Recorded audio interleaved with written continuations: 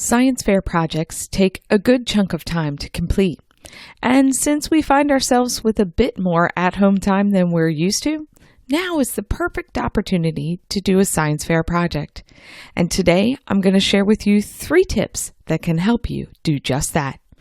Hi, I'm Paige Hudson, and welcome to Season 6 of the Tips for Homeschool Science Show, where we're breaking down one of the lofty ideals of teaching science into 3 building blocks you can use in your homeschool. Let's dig in.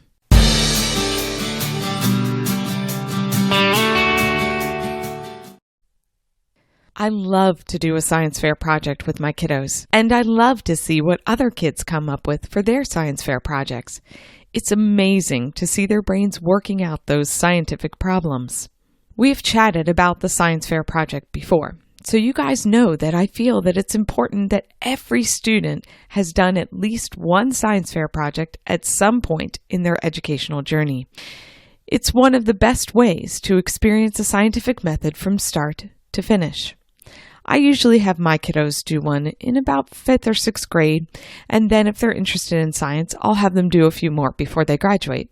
But there is a drawback. The science fair project takes a bit of time to complete, so doing one during a break is a great way to fit a project in.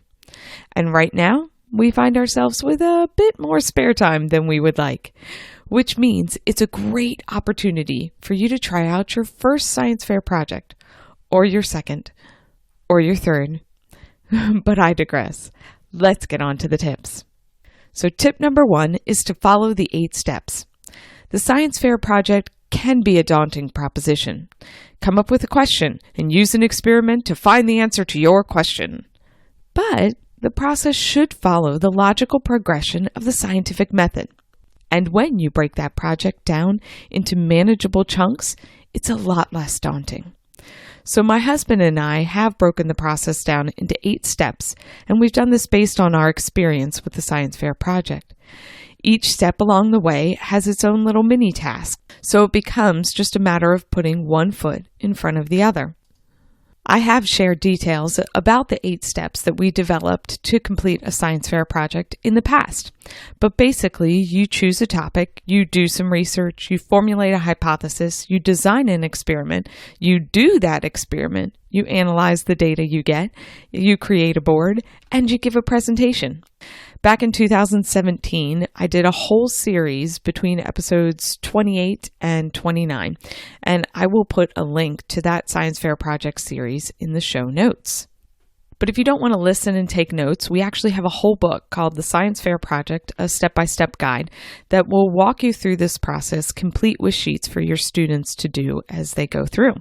If you follow the 8 steps for completing a science fair project, you will have a much easier time doing your project at home. Tip number 2, tie the project into what you're studying. So when you run across a topic in your regular science studies that your student wants to know more about, this is something that would make a great science fair project. Think of it as following a rabbit trail of interest that was uncovered as you went through your normal studies. Following these types of interest trails makes for a smoother process.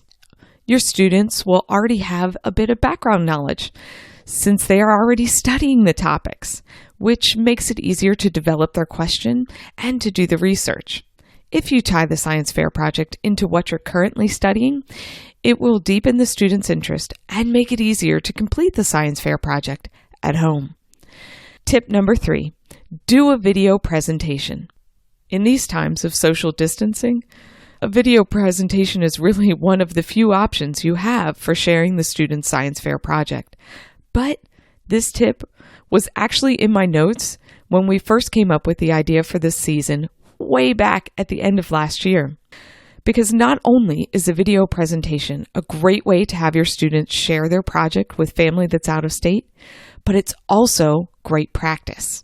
You see, we live in an increasing digital society, and having the skills to present to an audience that's on the other side of a camera is important to develop.